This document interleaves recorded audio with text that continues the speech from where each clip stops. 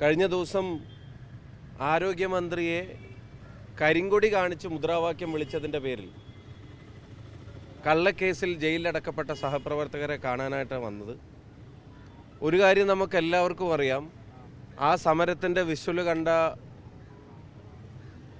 കാഴ്ചയുള്ള മുഴുവൻ ആളുകൾക്കും, മൂക്ക് താഴ്ത്തക്കായിട്ടുള്ള മുഴുവൻ ആളുകൾക്കും അറിയാം, ഈ ചെറുപ്പക്കാർ ഒരു വധശ്രമത്തിൻ്റെ പേരിൽ കേസ് രജിസ്റ്റർ ചെയ്യപ്പെടേണ്ടവരല്ല, അതിൻ്റെ പേരിൽ ജാമ്യം നിഷേധിച്ച് ജയിലിൽ അടക്കപ്പെടേണ്ടവരല്ല.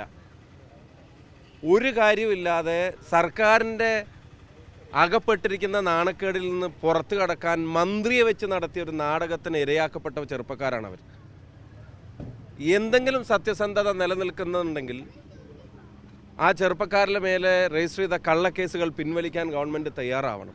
ഞാനിപ്പോൾ അവരോട് സംസാരിച്ചപ്പോൾ അവർ പറയുന്നത്, ഞങ്ങൾ കരിങ്കൊടി കാണിച്ച് മുദ്രാവാക്യം വിളിച്ചിട്ടേ ഉള്ളൂ, ദൃശ്യങ്ങൾ ശരിക്കും പരിശോധിച്ചാൽ ആക്രമിക്കാൻ മന്ത്രി ഇങ്ങോട്ട് വന്ന പോലത്തെ പ്രതികരണം ഉണ്ടായത്. ആരാ എന്താ എടാ വാടാ പോടാന്നൊക്കെ വിളിച്ചിട്ട് മന്ത്രിയാണ് ഒരടുത്തേക്ക് വരുന്ന സാഹചര്യം ഉണ്ടായിരുന്നു. ഞങ്ങൾ ഒരു കാര്യം ഇന്ന് കാലത്തും മാധ്യമപ്രവർത്തകരെ കണ്ടപ്പോൾ പറഞ്ഞിട്ടുണ്ട്, ഈ സമരം ചെയ്യുന്നവരുടെ നിഴൽ പോലും മന്ത്രിയുടെ ശരീരത്തിൽ സ്പർശിച്ചിട്ടില്ല. അതെല്ലാവർക്കും അറിയാം, ആ ദൃശ്യം കണ്ട മുഴുവൻ ആളുകൾക്കും അറിയാം. ആക്രോശിച്ചത് അവരാണ്. ഇവർ സമരമുദ്രാവാക്യം വിളിച്ചിട്ടേ ഉള്ളൂ.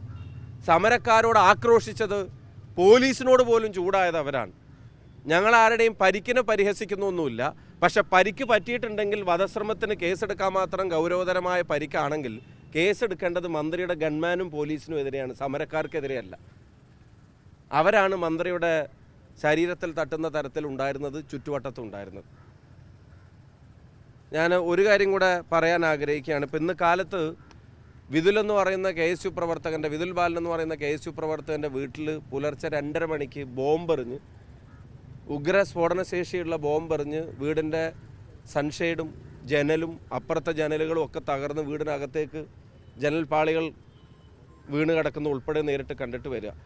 ഇതേ വിതുലിനെ SFI ജില്ലാ സെക്രട്ടറി ഉൾപ്പെടെയുള്ള ആളുകൾ ക്രൂരമായി മർദ്ദിച്ചതിൻ്റെ ഗവൺമെൻറ് FIR ഞാൻ ഇന്ന് കാലത്തെ പത്രസമ്മേളനത്തിൽ പറഞ്ഞു. പൽചക്രം ഘടിപ്പിച്ച ഇരുമ്പ് വടി കൊണ്ട് തലക്കടിച്ചതിനെ സംബന്ധിച്ചുള്ള FIR ഇവരുടെ പോലീസ് തന്നെ ഇട്ടതാ. അതിൻ്റെ ചാർജ് ഷീറ്റ് പോലും ഇതുവരെ സമർപ്പിക്കാൻ പോലീസ് തയ്യാറായിട്ടില്ല. അപ്പോൾ പോലീസ് ഗുണ്ടകളുടെ B ടീമായിട്ടാണ് പ്രവർത്തിക്കുന്നത്, ക്രിമിനലുകളുടെ B ടീമായിട്ടാണ് പോലീസ് പ്രവർത്തിക്കുന്നത്. പോലീസിൻ്റെ പണിയെടുക്കുകയല്ല. പോലീസ് പാർട്ടി എഴുതുന്ന തിരക്കഥക്ക് പോലീസ് നാടകത്തിൽ പോലീസ് അഭിനയിക്കുകയാണ്. CPMൻ്റെ തിരക്കഥയിലെ അഭിനേതാക്കളായി പോലീസും മന്ത്രിയും ഒക്കെ മാറുന്ന ഗതികേടാണ് കേരളം എന്ന് കാണേണ്ടി വരുന്നത്. സത്യം പറഞ്ഞാൽ ഒരു കെടുതിയാണ് കേരളം ഇവരെ കൊണ്ടുവന്ന് അനുഭവിച്ചുകൊണ്ടിരിക്കുന്നത്. ഇതിനൊരു മാറ്റം വരണമെന്ന് കേരളത്തിലെ ജനത ആഗ്രഹിക്കുകയാണ്. ഈ കുട്ടികൾ നിരപരാധികളാണ്. അവർ ജനാധിപത്യ രീതിയിൽ സമരം ചെയ്തിട്ടേ ഉള്ളൂ, മുദ്രാവാക്യം വിളിച്ചിട്ടേ ഉള്ളൂ, കരിങ്കൊടി കാണിച്ചിട്ടേ ഉള്ളൂ. അതിൽ അക്രമം ഉണ്ടായിട്ടില്ല. അവരുടെ സമരം കൊണ്ട് ആർക്കും പരിക്കുമേറ്റിട്ടില്ല. പിന്നെ ബഹുമാനപ്പെട്ട മന്ത്രി അതീവ ഗുരുതരാവസ്ഥയെ ഇങ്ങനെ പരിഹസിക്കരുതായിരുന്നു എന്നുള്ള അഭിപ്രായം കൂടെ ഞങ്ങൾ പറയാൻ ആഗ്രഹിക്കുക.